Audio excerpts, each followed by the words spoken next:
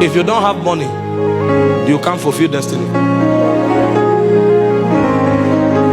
You didn't hear me? If you don't have money, you can't fulfill destiny. You know why?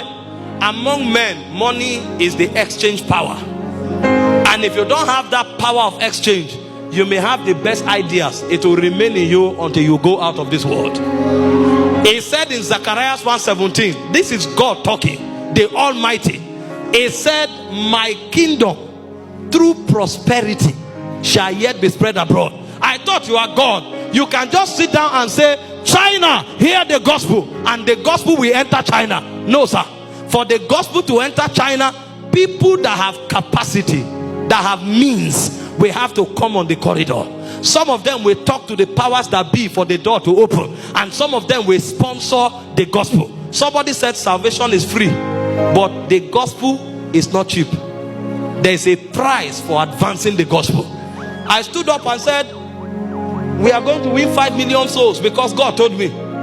When they gave me the budget for the first crusade, out of zeal and passion, I say every week we'll be running a crusade until we hit that target. We are about to take the world by storm. They now gave me the budget for one crusade. If it's a 3 days crusade, it's 4.5 million. When I multiplied it by 10 weeks, that's 45 million. So in 2 months and 2 weeks, we are going to cough out at least 50 million to run 10 crusades. And now went back and started thanking God for Reinhard Bonke.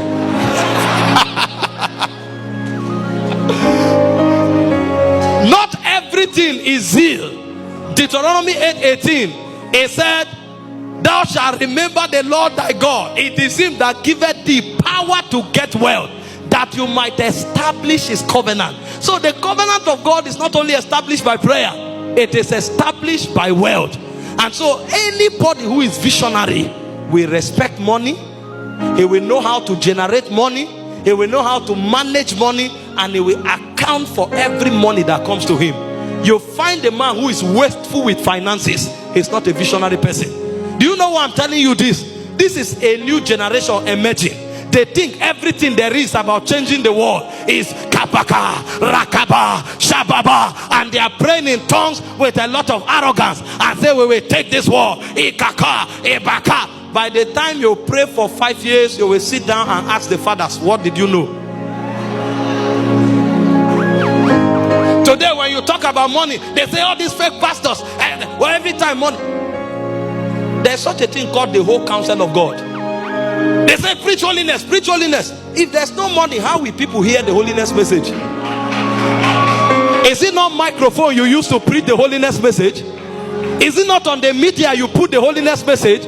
Is it angels that load data there? The speakers and the amplifiers that transmit the holiness message, how does it get there?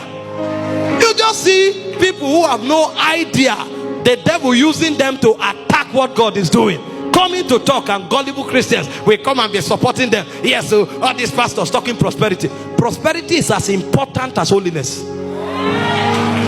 The only problem you have is when you preach prosperity alone, then you can make people become carnal and pursuers of money. But for you to say, don't preach money, don't preach, you are joking. You don't know the ABCs of vision. Without money, whether in the kingdom or in the world, you can never advance vision. Go and find out how much is spent on the Premier League.